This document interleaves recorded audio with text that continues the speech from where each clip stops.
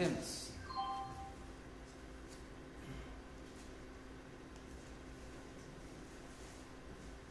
Livro de Romanos, capítulo 12, versículo 2. Nós queremos meditar nessa passagem. E não vos conformeis com este mundo, mas transformai-vos pela renovação do vosso entendimento, para que experimente qual seja a boa, agradável e perfeita vontade de Deus.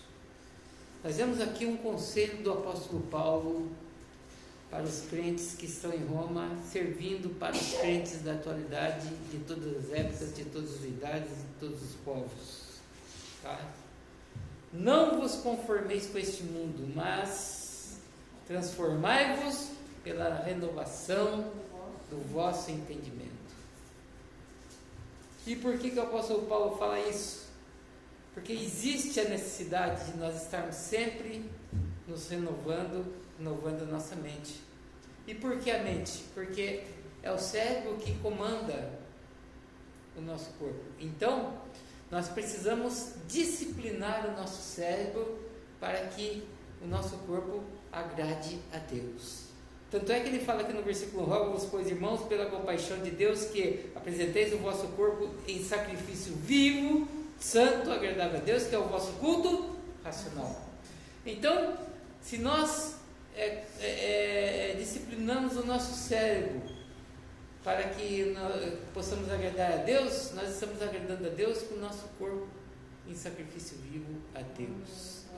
E essa palavra do apóstolo Paulo é complemento ainda da palavra que ele escreve para Efésios, capítulo 4, versículo 13. Vamos, começando do 12. Querendo o aperfeiçoamento dos santos para a obra do ministério, para a edificação do corpo de Cristo, até que todos cheguemos à unidade da fé e ao conhecimento do Filho de Deus, a varão perfeito, à medida da estatura completa de Cristo. O desejo do coração de Deus, o desejo de Deus, o desejo de Jesus é que todos nós chegamos à estatura de varão perfeito. Tá? Se nós chegarmos ao momento que nós chegarmos a esse ponto, então daí Jesus recolhe para ele. Essa é a vontade de Deus. Agora, como que eu vou chegar à estatura de varão perfeito? Fazendo o que o apóstolo Paulo ensina em Romanos, né? Não nos conformando com esse mundo, mas transformando-nos pela renovação da nossa mente. E como que eu vou fazer essa renovação da nossa mente? Veja que o apóstolo Paulo ele dá o conselho, e se o apóstolo Paulo dá o conselho é porque existe um modo de eu renovar a minha mente. Existe um modo de eu me comportar, alguma forma de eu me comportar para que eu possa chegar a essa estatura de varão perfeito. E se ele fala isso aqui, então quer dizer que a Bíblia tem estratégias para que nós vivamos uma vida agradável a Deus. A Bíblia tem estratégias. Existem técnicas na Bíblia que nós podemos utilizar para chegar a esse ponto de varão perfeito, a este ponto de transformar a nossa mente, que é uma mente que muitas das vezes fica sujeita às coisas deste mundo, mas que precisa estar na presença de Deus. Então a Bíblia é um livro de estratégias, é um livro que traz técnicas, e nós vamos ver algumas coisas aqui que nós podemos fazer para melhorar a nossa vida espiritual diante de Deus, para agradar a Deus. Existem coisas que nós podemos fazer, e a Bíblia ensina. O apóstolo Paulo não falou assim uma coisa em vão, deixou o Léo assim para que fica todo mundo pensando e querendo arrumar alguma coisa. Não, a Bíblia tem estratégias para nós. E a primeira estratégia, e tudo isso que eu vou falar aqui, irmãos, além de ser bíblico, é comprovado pela ciência. Quando nós disciplinamos a nossa mente, nosso cérebro, nós conseguimos viver uma vida mais agradável, tá? Mas se nós não disciplinamos a nossa mente, começamos a viver conforme as coisas que vêm na nossa mente, então nós vivemos uma vida todinha ela cheia de negligências, cheia de problemas, cheia de erros, e batemos cabeça de um lado para o outro. Primeira coisa que eu vou falar aqui. A primeira estratégia que a Bíblia nos mostra aqui é a estratégia da confiança e do equilíbrio. Tá? Nós precisamos ser confiantes e ser equilibrados. Se nós somos confiantes e equilibrados, nós já estamos dando um passo para chegar à estatura de varão perfeito. Tá? Livro de Provérbios, capítulo 15, versículo 1, diz assim: a resposta branda desvia o furor, mas a palavra dura suscita a ira. Nosso modo de falar. Tá? Se nós somos equilibrados no nosso modo de falar, nós conseguimos viver uma vida melhor. E podemos passar isso para aqueles que estão ao nosso redor também. Tá? Esse versículo aqui nos ensina a importância do autocontrole nas nossas palavras. Quem não tem controle nas palavras, torna-se escravo da sua própria língua, diz o apóstolo Tiago. A calma é fruto da confiança que nós temos em Deus e evita muitos conflitos. Diante de uma circunstância difícil e complicada, nós perdemos o equilíbrio e nós começamos a falar tudo que vem na nossa boca, né? E não mantemos a nossa calma, isso vira um caos, e nossa vida vira um caos, e para aqueles que estão ao nosso redor, vira também um caos. Tiago diz, capítulo 1, versículo 19, versículo 20, escute bem o que Tiago diz: todo homem seja pronto para ouvir, e tardio para falar, tardio para se irar, porque a ira do homem não produz a justiça de Deus. Tá? Então nós precisamos aprender a ter o controle da nossa vida, precisamos aprender a ser equilibrados e confiarmos mais em Deus. Tá? Se nós mantemos o equilíbrio na nossa vida, nós não vamos mudar o mundo, mas pelo menos nós e aqueles que estão ao nosso redor terão uma vida melhor. Amém. Segundo ponto, segunda técnica que a Bíblia ensina, é a técnica chamada de perspectiva invertida. É interessante isso daqui. Quando algo dá errado, se algo der errado para qualquer um de nós, o mais correto que existe é nós perguntarmos para Deus o que Ele quer nos ensinar. Não é porque as coisas estão dando errado, é que está tudo fora de controle, não. Precisamos saber que mesmo que as coisas estiverem dando errado para nós, Deus está no controle de todas as coisas. E se está dando errado, se não está tendo serviço para você trabalhar, se está dando problema no seu lar, na sua família, se você está tendo problema financeiro, se está tendo problema na justiça, se está tendo algum problema, você está tendo, Deus está querendo te ensinar alguma coisa. Tá? E é nesse ponto aí que se chama perspectiva invertida. Por quê? Porque ao invés de, se está dando tudo errado, eu começar a me irar, começar a brigar com todo mundo, começar a maltratar todo mundo, então eu estou deixando de ser dominado pela minha própria mente. A minha mente está me dominando. Mas se eu viro isso, se eu assumo o controle da minha mente, né, e começo a pensar, não, está dando errado, mas Deus está me ensinando alguma coisa, eu tenho alguma coisa para aprender nisso aqui. Tá? Tiago capítulo 1, versículo 2, verso 4. Capítulo 1, versículo 2 até o 4. Tiago diz assim: meus irmãos, tende por motivo de grande alegria o passardes por várias provações, ou seja, se alegre quando as coisas estiverem dando errado, sabendo que, quando isso acontece, a aprovação da vossa fé produz perseverança, e a perseverança, paciência. Tá? Então, quando isso acontece, o apóstolo Tiago nos ensina a nos alegrar com isso. Tá? Se é motivo de doença, então vamos nos alegrar com Deus. E eu achei interessante a minha irmã hoje falando comigo, eu estava dizendo para ela sobre alguns problemas que estão acontecendo, né? E ela falou assim para mim, mas mesmo assim, se está dando errado, agradece a Deus. Porque é só assim que a gente vence na nossa vida. E olha que interessante, de quem a gente menos espera ouvir uma palavra dessa, a gente ouve, né? E aquilo ali para mim foi, fortaleceu bastante a minha fé. É claro que eu já penso assim, né? Mas às vezes a gente perde um pouco do equilíbrio nessas coisas, né? A gente perde um pouco da perspectiva. Então, sempre tem uma pessoa para trazer uma palavra assim para nós, tá? Então, nós precisamos saber, precisamos entender que nós devemos nos alegrar em todas as coisas da nossa vida. Se está tudo bem, se alegre com Deus. Mas se está tudo errado, se alegre mesmo assim com Deus, porque Deus está acima de todas as coisas, está no controle de todas as coisas. Amém? Agora, a técnica da gratidão. Ela falou, agradece a Deus. Agradece a Deus mesmo que estiver dando errado, ela falou para mim, né? E é uma realidade, tá?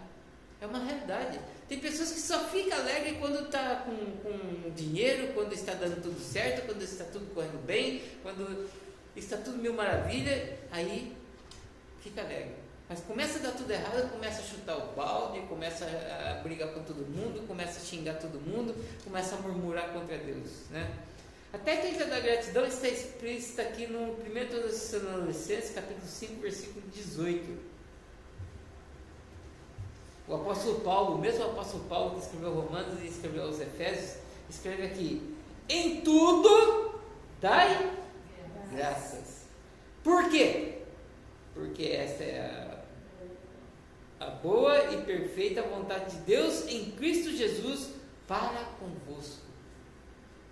A vontade de Deus é essa, que nós sejamos sempre agradecidos a Ele, em tudo na nossa vida, em tudo, tá?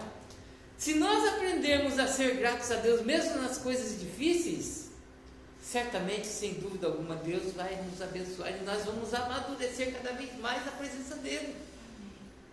Interessante que a Bíblia ela é bem clara nesse ponto. Salmos capítulo 10, capítulo 103, verso 2, o salmista diz assim: bendize, ó minha alma, ao Senhor, e não te esqueças de nenhum dos seus benefícios. Mesmo que as coisas estiverem dando errado, nós precisamos nos lembrar do que Deus tem feito por nós, de tudo que Ele tem feito por nós, e sermos gratos a Ele. Bendizer a Deus é isso, agradecer a Ele por tudo que Ele fez e tudo que Ele está fazendo para cada um de nós. O coração grato reconhece Deus em cada detalhe da sua vida, nas pequenas e nas grandes vitórias. A quarta técnica que a Bíblia nos ensina é a técnica, isso aqui é muito raro de acontecer, a técnica do silêncio estratégico. A pessoa começa a xingar você, começa a falar bobeira para você, começa a te depreciar, começa a te subjugar, aí você fica nervoso, você fica nervosa, já quer bater, e já parte para cima, e já fala um monte de coisa também, e tem crente que fala até palavrão, né? Vira uma bagunça. Perdeu o quê? O equilíbrio, tá? E a vida vira um caos. Pior a situação. Nesse momento, é o momento de usar essa técnica que a Bíblia ensina. Silêncio estratégico. Fica quieto, não fala nada. Começou a falar bobeira, fica quieto. Faz de conta que não está ouvindo. Começou a te xingar, começou a te depreciar, te provocar, fica quieto. Silêncio estratégico. Quer ver onde que está? Vamos ver? Livro de Provérbios, capítulo 17, verso 28. O livro de Provérbios é rico nessas coisas, tá? Olha o que o livro de Provérbios fala. Salomão escrevendo o livro de Provérbios, né? Até o tolo, aquele que não entende nada, né? Quando se cala, é tido por sábio. Veja só. E o que cerra os seus lábios é tido por entendido. Tá? O silêncio é a melhor resposta para aquele que está te ofendendo, que está te depreciando, que está te xingando, que está te falando mal. Tá? O profeta Isaías, ele escreve no capítulo 53, verso 7, o seguinte, falando aqui de Jesus: ele foi oprimido e afligido, mas não abriu a sua boca. Como um cordeiro foi levado para o matadouro. O exemplo do silêncio estratégico está em Jesus. Caluniaram Jesus, maltrataram Jesus, bateram em Jesus, falaram 1000 bobeiras para Jesus quando ele estava ali sofrendo. Você não é o Cristo, desce aí dessa cruz. Jesus podia descer de lá e com um sopro ele aniquilava todo mundo de lá. Ele podia fazer isso aí. Imagina se você tivesse esse poder na sua mão, o que você não fazia para as pessoas? Né? Mas sabe o que ele fez? Ele ficou quieto. Jesus deixou ali um exemplo para mim e para você, que gosta de um fuzuê, que gosta de fazer um barraco. Silêncio estratégico. Ficar quieto. Deixa falar. Deixa xingar. Deixa falar o que quiser. Fica quieto. Porque aí você está amadurecendo diante de Deus. Essa é a técnica do silêncio estratégico. Agora, a técnica da despersonalização da emoção. Todos nós somos emotivos, né? E quando nós somos pegos em algum contrapé e nos emocionamos, aí que reside o problema, né? Isso aqui, essa técnica da despersonalização da emoção, é onde nós fazemos análise de nós próprios, colocando-nos como espectador do nosso próprio momento emotivo. Salmos capítulo 139, versos 23 e 24, diz assim: sonda-me, ó Deus, sonda o meu coração, conhece o meu coração, prova-me e conhece os meus pensamentos, vê se em mim há algum caminho mau e guia-me pelo caminho eterno. Tá? Quando nós vemos que nós estamos muito emotivos e que nós estamos nos deixando levar por situações, nós precisamos fazer isso aqui, falar com Deus e nos colocar para fora daquela situação ali e começar a analisar de fora. Exemplo de Jesus. Levaram uma mulher para Jesus, que foi apanhada de adultério, e Jesus estava na praia e eles falaram: Senhor, e eles queriam pegar Jesus no contrapé, queriam, né? Senhor, olha, essa mulher foi pegar adultério, o que a gente faz? A gente apedreja ela ou a gente deixa ela embora? Se Jesus falasse apedreja ela, ele estaria assumindo aí a função que o Império Romano teria de eles que dizem o que devia fazer e o que não devia fazer. Ele estaria indo contra o Império Romano. Se ele solta ela, ele iria contra a lei de Moisés. Ou seja, se ele fizesse uma coisa, ele ia contra a outra, e se fizesse outra, ele ia contra a outra, né? Eles queriam pegar ele numa contradição. É isso que eles queriam. Jesus não é bobo. Ele é exemplo para nós tudo, né? Aí ele usou essa técnica aqui, da despersonalização da emoção. Por quê? Ele poderia levantar e falar: faz isso, faz isso, faz isso, faz isso. Podia falar, mas não, ele pegou e ficou quieto. Primeiro ele usou essa técnica da silêncio, ficou quieto. E começou a escrever na areia. O senhor não vai falar nada? Está vendo ela aí? Está adultério, o que o senhor vai fazer? Jesus escreveu na areia. Quando eles pensaram que Jesus ia reagir em cima daquela situação, ou seja, ele ia deixar ser levado pela emoção, iria esboçar uma reação, Jesus fez ao contrário. Ele usou essa técnica aqui, ele fez o quê? Ele provocou uma outra situação, uma situação diferente. Ele não reagiu em cima daquela situação, ele provocou uma situação diferente. O que ele fez? Olhou para eles: então é o seguinte, se algum de vocês não tem pecado, Atire a primeira pedra. Né? Viu como é que é? Exemplo de Jesus.